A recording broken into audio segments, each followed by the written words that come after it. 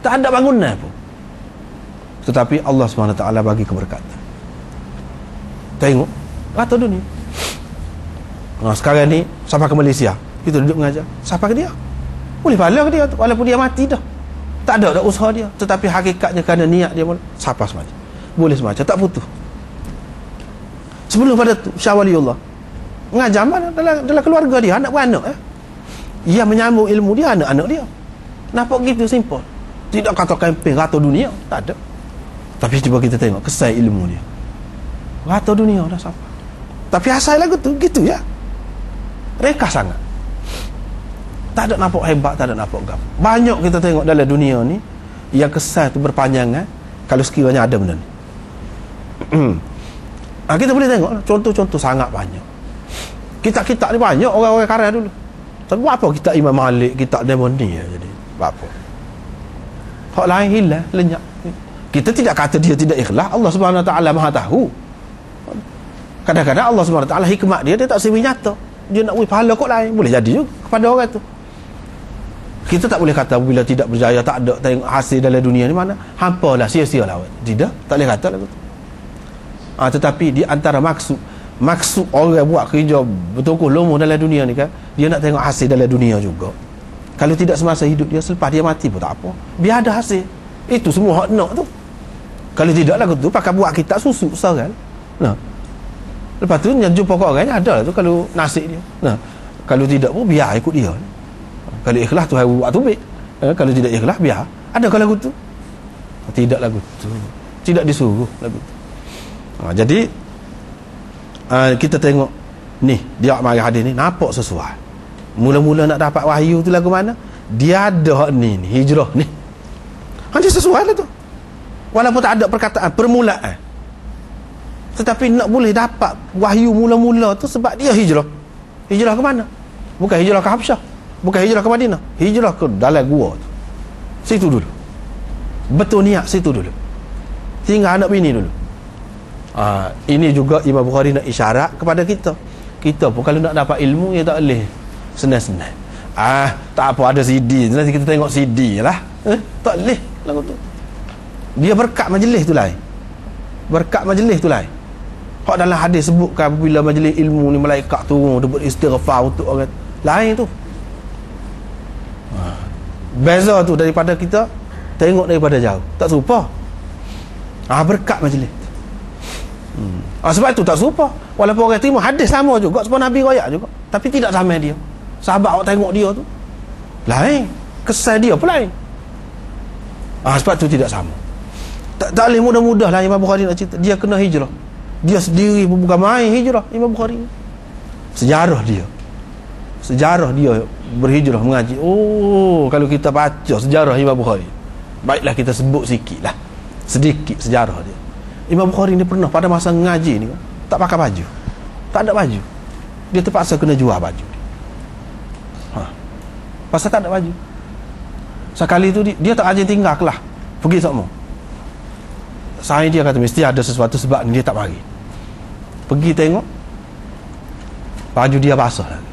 Dia tak lagi kata, sebab baju dia basah. Susahnya dia. Lepas tu dia makan ke dia makan rupuk ya Imam Bukhari. Tak ada makan, dia tak say bergantung dengan orang. Tak say bergantung, tak say minta dengan orang. Sebab pitih hak mak dia bui dulu hilang. Naik kapal, dia naik kapal, ini sejarah dia, naik kapal pergi. Bila naik kapal tu macam mana tahu jadi mesra dengan satu orang tu, jadi dia pun jadi teroyak lah kepada orang tu bahawa dia ada duit juga, bawa ni mungkin nak pergi ngaji banyak juga. Kena kalau dia royak tu orang jenis tak pakar. Orang tu pun lepas tu tepik dia kata ada orang curi PT dia jerit lah, ada orang curi PT dia lah, kata dia habislah dia, tak boleh nak buat apa lah. Pas lagu mana orang kata PT dalam bekas lagu mana, dia pun royak bekas lagu ni lah. Bukhari kata sudah kerja bekas dia, bekas PT dia, orang tu gambaran orang tu. Jadi maknanya dia akan dituduh mencuri lah.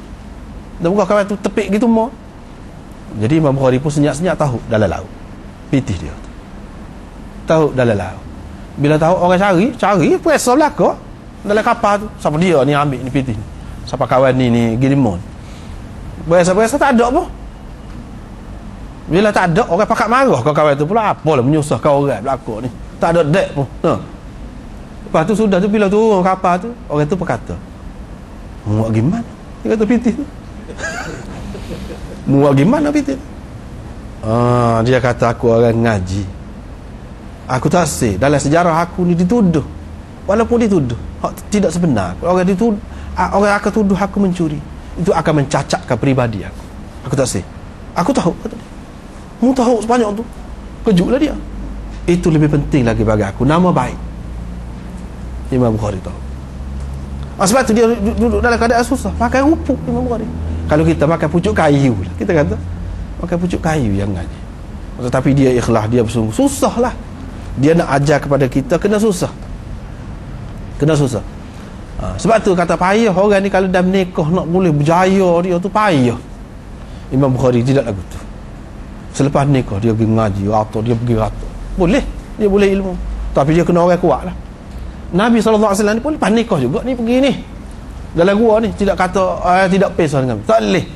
Orang nak ilmu dia mesti kena susah. Nak gapo-gapo yang besar, yang istimewa, dia mesti kena susah. Itu isyarat dia.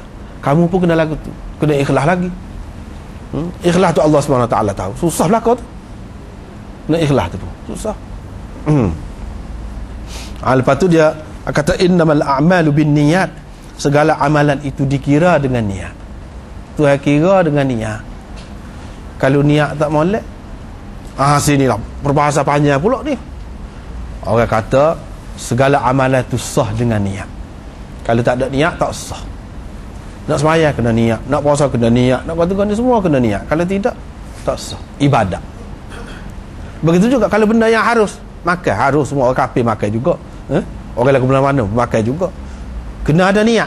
Kalau benda harus, benda semua orang buat, kena ada niat juga. Baru kita boleh pahala. Baru dikira sebagai amalan yang soleh. Kalau tidak dikira biasa mandi, biasa. Ya orang lain pun mandi juga. Orang kafir pun mandi juga. Dia kena ada niat. Baru dikira pahala. Niat apa? Nak suruh segar. Bila segar kita nak apa? Kita nak buat benda molek. Ni. Kita berniaga, pitih nak boleh banyak. Untuk apa? Kena ada niat lah. Walaupun kita tak ada buat, Tuhan akan kira belaka tu. Tuhan akan kira belaka. Wa innama likulli imri'in ma nawa. Setiap orang tu dia akan dapat apa yang dia niat. Kalau dia niat 100 boleh 100. Kalau dia nak 10 boleh 10. Kalau dia niat 100 boleh 100. Dia niat tu dengan maksud boleh. Mari sini nak ngaji asal. Boleh pahala dah tu. Niat. Kalau semata-mata nak pergi sebagai itu, tak boleh lah. Boleh pahala dah situ. Lepas tu belah-belah mari Kota Baru ni, belah-belah tu.